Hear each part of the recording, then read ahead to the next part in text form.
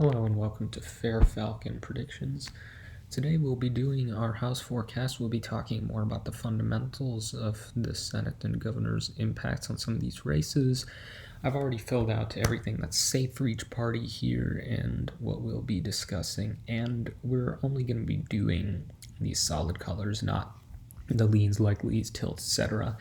for the district ratings like we did for the Senate and governor seats because there are just too many to go through. But you can see my full spreadsheet full of predictions on the separate account, as well as colored ratings by shade there as well. So without further ado, let's jump into it. There's nothing in the state of Alabama, nothing worth mentioning. Alaska, this is a clown car. Mary Peltola is probably going to win this thing, and most everyone agrees on this, regardless of how bad the night is going to get. And you can really chalk it up to Sarah Palin. With hindsight, it's a miracle that not only did the ticket of McCain win Alaska in 2008, but they also did so by an alt-right margin.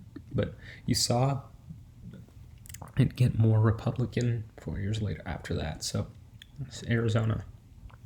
I do not think that Schweiker's scandals are going to doom him this year, although he would have lost this district in previous years. Cisco Maney should win by more, and Greg Stanton is not going to have much of an issue, but they're relatively swingy in certain environments, and they're worth mentioning, even if they're not going to flip. They're not the closest. Arkansas, nothing. California, there's a lot, and if somebody just has a 30-second blurb about the politics of California, they just think all blue. But no, it's a big state, and on a district level, there's a lot of things to discuss. So I do think Harder will hold on. The primary numbers even suggest that.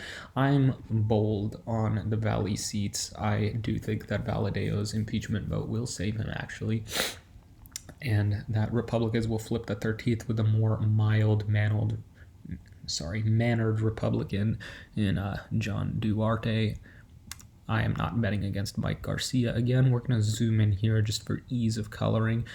For one, I would not have put it out of safe before, but Ken Calvert's weak and his numbers in the primary are pretty abysmal, but he should still win it by a likely margin, but we're not coloring by margins here. And same story for Young Kim and Steele, except their seats are bluer, but they're stronger candidates, but it's likely. And I do think Katie Porter will survive, and Mike Levin is getting a close rematch from Brian Marriott, and it's tilt in all honesty, but it's Titan, but he should be able to pull it out at the end of the day.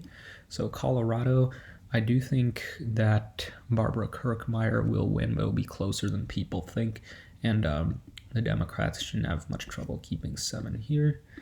And Connecticut, I do think that Jahana Hayes will hold on, but it's really a tilt seat. But Joe Courtney's strong. Maybe he'll even outrun Biden. It's really a likely seat. So moving on to the state of Delaware, Biden's home state. Nothing much here to discuss. So Florida, there are a lot of people who think that the state will be different in terms of how these seats are going to go, that some of them are only Trump plus 3 or 6. But with the trends as well as a shift in environment, there is nothing to discuss for this entire state. So Georgia, Sanford Bishop should win, but it may be more along his 2010 or 2014 run, specifically 2010 in that sort of environment. There is nothing to discuss in the state of Hawaii nor Idaho whatsoever. Nothing else in Georgia. Illinois, there's quite a bit here. It's not to the level of a dummy mander of Nevada, which we'll get to later, but there still would be some too close for comfort. So 17, Esther Joy King is running against Eric Sorensen. I think this is going to flip. Esther Joy King was already pretty strong in the previous redder district, so we're just going to have to see how that one pans out. It should be close, but 13 is probably too blue for now, and it's not really trending that red, so I think the Democrats should hold it. Lauren Underwood in 14, that's really a likely race. We're just mentioning in it because the margin might be a little tighter. They kind of intertwine in our predictions, but not a lot. And Sean Casten should get that sympathy vote, so he will win there. Indiana, fortune favors the bold. I have a few guesses like that. I think this is almost guaranteed to flip within this decade, but I think we can squeeze out a couple more wins here. And Iowa, Zach Nunn will win. It's a pretty standard race. It'll be 4 or 5 points for him. And Cindy Axne's all right. But 3, this is very close. I'll narrowly give it to the Republicans, but it would not surprise me at all should the Democrats win that. And it would be, we'll talk about it, thanks to Laura Kelly's coattails. And Laura Kelly, even though I do think she will lose the governor's race, this is an instance where Laura Kelly will absolutely carry District 3. So Kentucky, nothing to talk about here. Same goes for the state of Louisiana. Maine, I do think Jared Golden is actually going to lose. I just think the district is too damn red. And the type of environment we're in. And I did overestimate Biden a little bit in this seat. It's very close. It'll probably be a reverse of 2018 in all honesty. Maryland, this seat number 6, I do think that David Trone's going to win it. And this is one of the few seats where, frankly, I would say abortion does have an impact to these kind of Karen suburbanite seats that are trending blue. If the Roe repeal never happened, frankly, I would tilt it into the Republican column, but we're going to have to give it to David Trone. In Massachusetts, nothing to discuss here. Michigan, I think that John Gibbs is too extreme and will narrowly lose, but I think Slotkin will also lose. This is my last Fortune Favors the Bold prediction. I think it's a very similar story to Frank Mervyn in that northwestern corner of Indiana. So John James should win here, even though he lost the district the past few times. Minnesota, I think 1 will go Republican by 8 to 9 points. Just put it that because of the special election, but it's really likely Republican. And I think 2 will finally flip, although I wouldn't be surprised if Angie held on. So Mississippi, nothing to discuss here. Same with Missouri. Montana, this is really likely Republican. I only put it because Zinke's not really the strongest, and Democrats generally do well in the state, but it's not going to matter in this year. Nebraska, we're only putting it as this because it's Biden plus 5 or 6, but Don Bacon is strong. His opponent's okay, but Don Bacon should probably pull the reverse Biden margin. It's kind of a likely R race. Nevada, this is kind of just a checkerboard. I'm going to be nice and give the Democrats one of these. These are 2 tilt R, 1 tilt D, but I could easily see it being something along the lines of the seat number 1 going Republican and 4 going Democratic, or vice versa. But I think 3 is a little bit more than a tilt, in all honesty. And I do think Susie Lee will end up losing. Even John Ralston admits as much. So New Hampshire 1, I've always been pretty bullish on Carolyn Leavitt. I don't really see why Chris Pappas is going to win this time, but I think Ann Custer will be able to make it over the hump.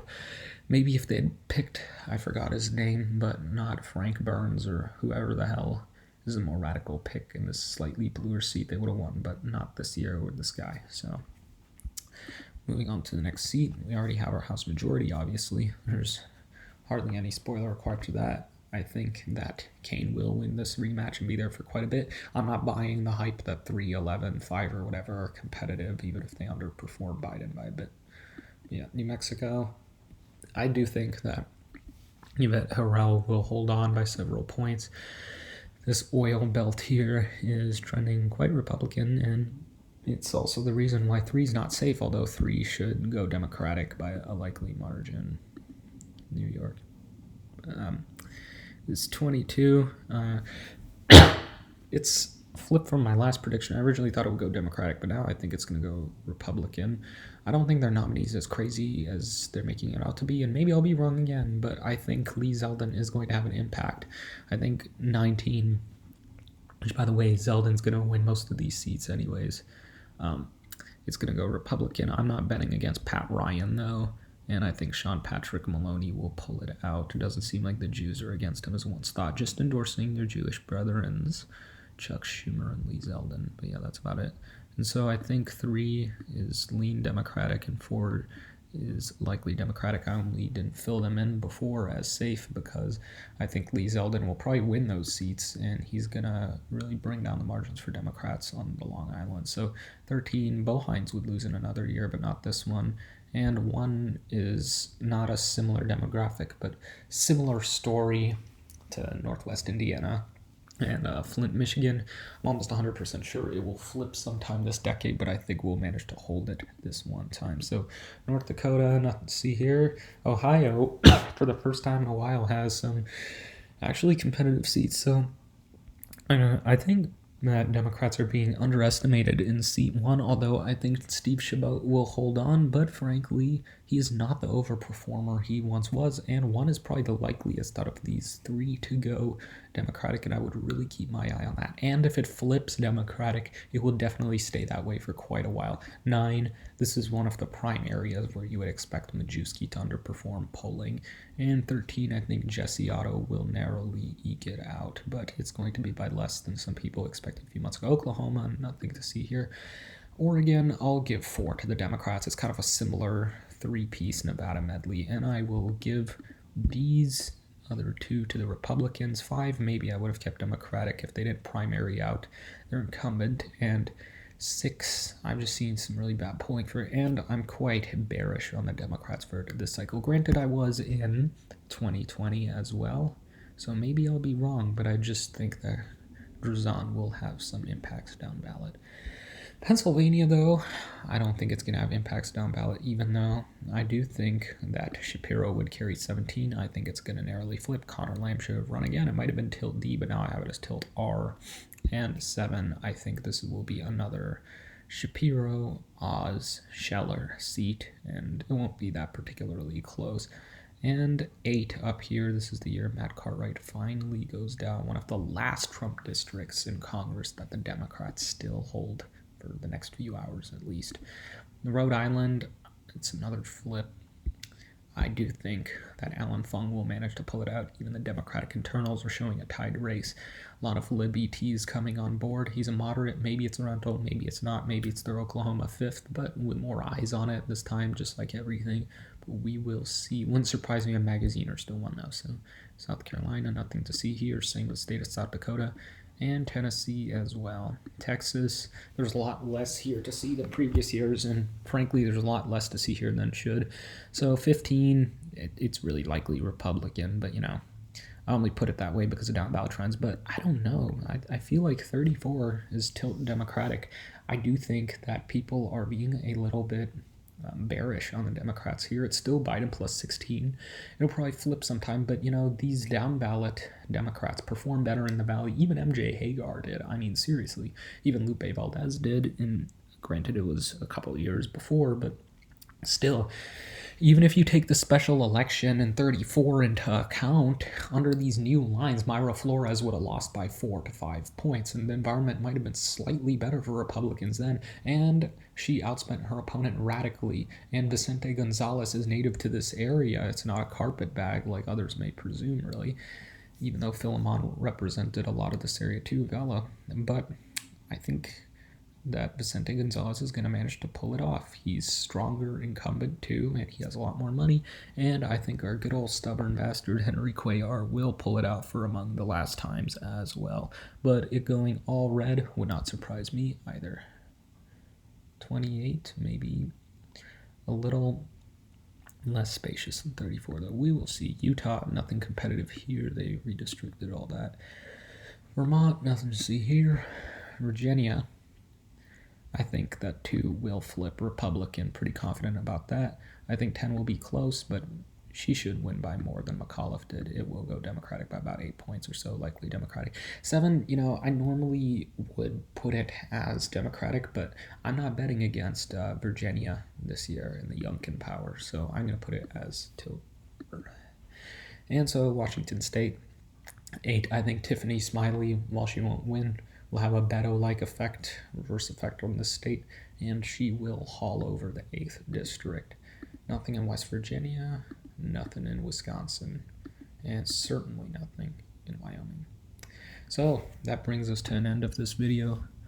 Hope you enjoyed it, and we will see how good or bad I will be when the results come out over the next few days. But regardless, I will either celebrate or eat crow, but I'm a person of my word. So without further ado, take care, and I will see you after the selection.